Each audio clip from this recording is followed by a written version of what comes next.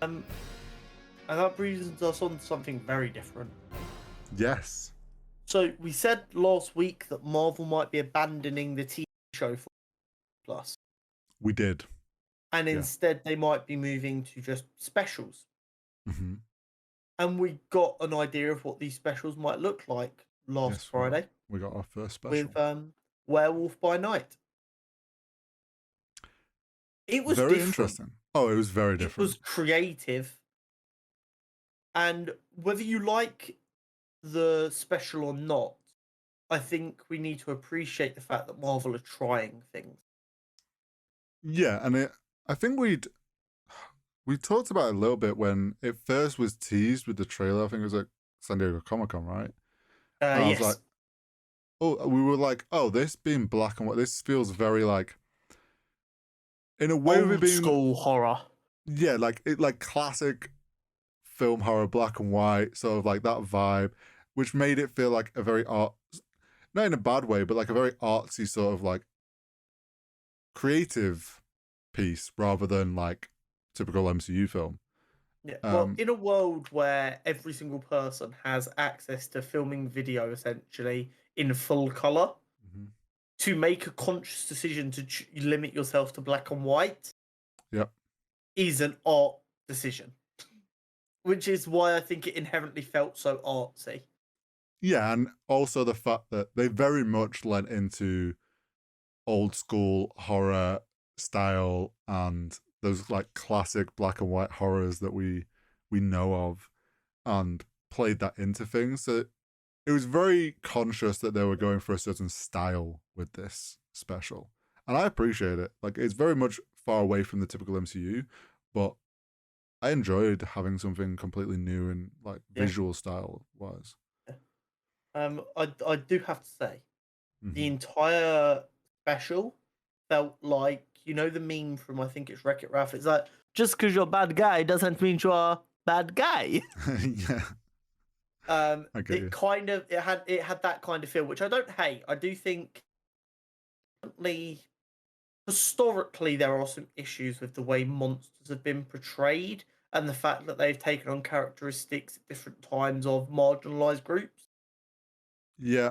So to then show that just because you have a monster doesn't mean you are a monster. I think it's a kind of an important message. I don't know. Maybe it's one of the things where I'm looking at it too deep. But I've just got to say, because it did make me laugh. Last week, for me to tell my story about Swamp Thing and Man Thing. Yes. So, like, the day after we recorded that, I saw an Instagram post with the same story and I sent it to Hori. Yes. And then for Man Thing to make his MCU debut in Werewolf by Night is hilarious. So for those of you who don't know, Ted is Man Thing. Ted is actually his name. Dr. Theodore becomes Man Thing. What I found out afterwards, the reason Man Thing looked so fucking good, he was 80% practical, 20% CGI or something. I think it was even more. Basically, it was all practical except for they did some CGI reworking on the face for expressions and stuff. So good. Oh, such a great decision. So good. I loved it so much. You know what? I can't even tell you what about it was good. And I don't mean that in like a good way or a bad way, but I can't sit here and go, that right there is why I enjoyed it.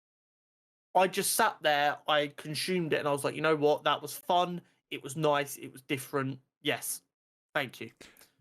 I think the reason Man Thing felt so good was, one, it was pretty much practical. So there was no like issue of like Uncanny Valley trying to do stuff with CGI and then noticing it's out of place.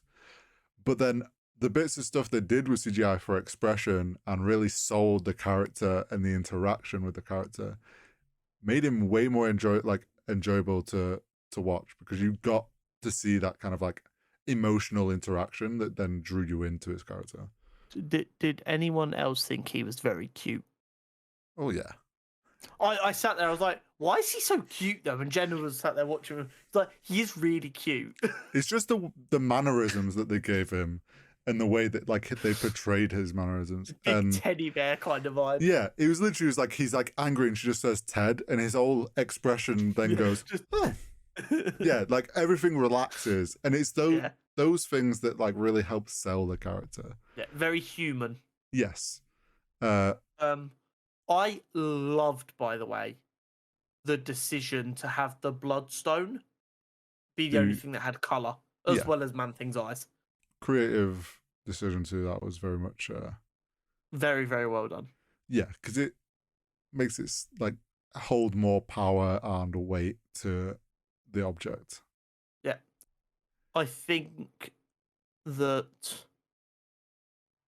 in places, for me personally, the black and white did cause it to be a bit dark at times.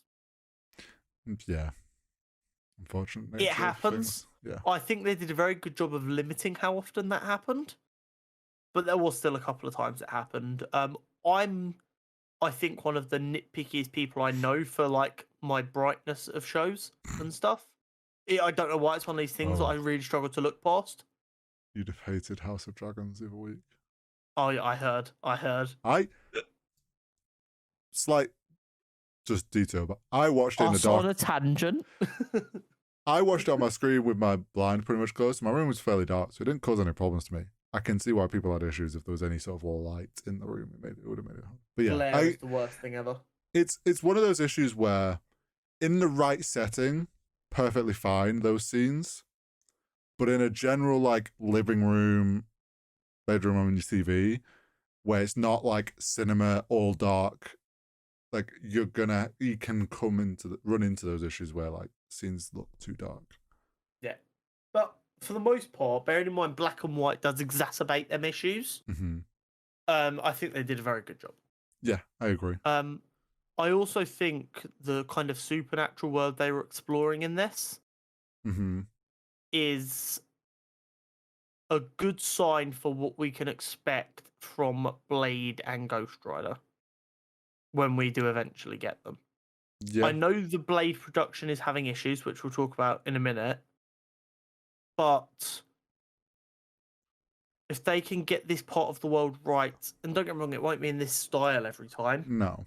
But the fact that they're showing they're understanding these characters and understanding they have to be a bit more, or sorry, just not a bit more, just different with them and with how they handle them, I think is a good sign. And it is always a good sign when Marvel, who's pumping out as much content as they are willing to try new things. Yeah. No, I agree. The fact that I'm so down for more of these stylized specials. Yeah, same. If they want to start doing these specials for Disney Plus, I'm all for them being kind of like still linked to the world, but they're more standalone and more relaxed on how they are off the wall characters, really creative. Yeah. Yes, we know that these characters could be used later on, but what happens here ain't that deep. Yeah, exactly. Yeah, and I actually quite liked how it then ended with it all turning to color. Yeah, very, very cool.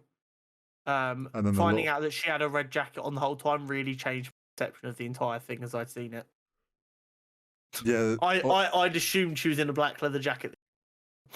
Yeah, it's one of those things where I've seen some set photos, and it's so weird then seeing it all in color, because it's like it completely changes your understanding of everything you just looked at, like when you actually see it in color. Like it's a complete perspective shift. I also love the style they went for of Jack in werewolf form. Yeah, looked really good. It did. I enjoy werewolves not having snouts. I get you. Yeah. So them not having that, but still having that, it was. I just liked it. I liked the style.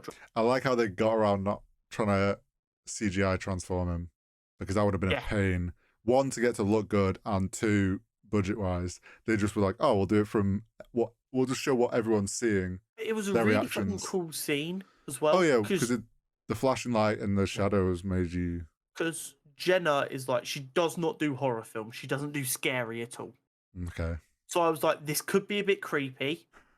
I don't know. Yeah. And she was like, okay, we'll give it a go, see how we do. And then as we're watching that scene, it was a bit creepy, but she was like, this is really cool. Having the girl kind of recoiled in fear as you see the shadow behind It like such a good shot. But that also screamed like old school horror because Yes, they it weren't, really did. because back then they didn't show that stuff because they couldn't. They had like no physical way to actually, like, they didn't have CGI back then, and trying to do any Well, transform like that through practical would be impossible. So they would do so tricks like that, which I I think is what sold it. I can't remember what it was called, but my dad said there was a really, really scary horror film that he saw growing up, and it was like old when he saw it. So I want to say it was like from the 50s or 60s, maybe. Right. Um, and it was about like this monster that could shapeshift and it would kill you, Okay. but you never saw it kill. You just saw the shadows, Mm. and then you saw it walk away in like cat form, not in monster form. Got you. And he was like, and to this day, it was one of the creepiest and scariest things I've ever seen. But you didn't see anything gory. Honestly, a lot of horror comes from the anticipation of not actually, Get in people's brain. yeah, not showing them and they building up the anticipation. So overall, I think they just did a great job across the board. And then it ended with the fun little scene between Ted and that having coffee, like him waking up like hungover because obviously to transform back to human, like into a werewolf. A lot of. Do you know what the funny thing is though? Everyone kind of sees this, and no one is surprised at the idea. It feels like hungover. Everyone's like, "Yeah, no, I can see that. That makes sense." Well, you know think that like the way they always sell like a werewolf transformation is it's very physically painful for that person. So I feel like everyone just kind of expects it's like essentially you just beat your body up to transform. Yeah, you've got to feel like shit the next day. Yeah, it's gonna feel horrible. So I don't think people. I think that's what, like, it's kind of one of those things that like in cinema and in storytelling has just always been instilled. So it's kind of just an understanding. I like that Ted wanted to get sushi though. Man Thing likes sushi. Like Man Thing is an absolute goat. And the good stuff. I'm more of a Swamp Thing guy myself. Ooh. But Man Thing is very good. I just think DC have used Swamp Thing better than Marvel have used Man Thing past. Yeah, I mean, give Marvel a chance. Yeah, I'm excited to see what happens.